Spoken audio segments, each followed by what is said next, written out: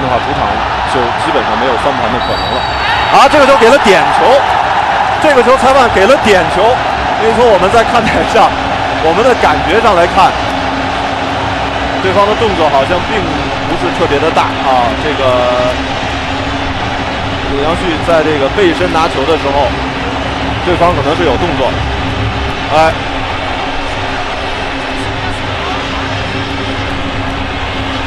这个球裁判果断地给了点球，认为老挝队的球员在禁区内拉人犯规，裁判应该说看得很清楚。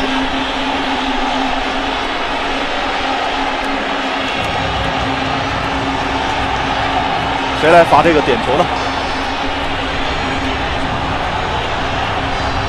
不知道为什么这个时候老挝队的几名球员又是到主裁判，在主裁判这里在投诉。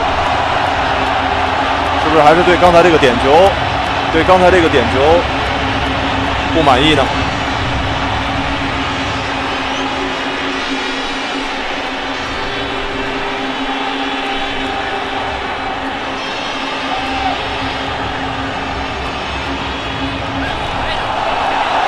这样的话，裁判向老挝队的球员出示了红牌。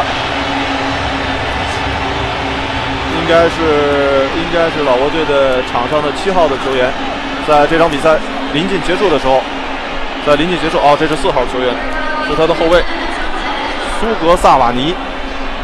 他在上半场比赛吃到了1张黄牌，所以呢，裁判给他出示的第2张黄牌，红牌将他罚下，因为对于裁判的判罚抗议，领到了第2张黄牌。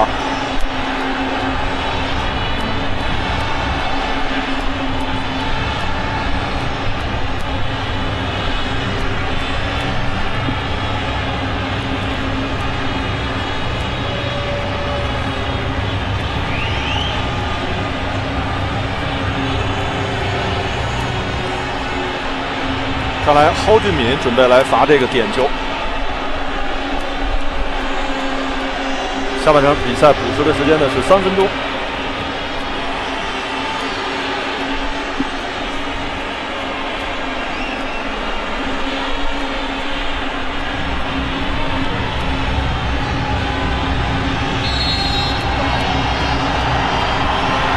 点球命中。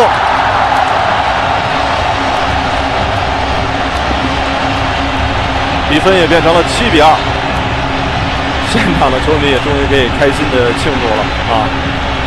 中国队不仅拿下了这场比赛，而且呢，这个客场的比赛应该说也没有任何的问题。这样的话呢，中国队应该说一只脚已经是迈进了20强。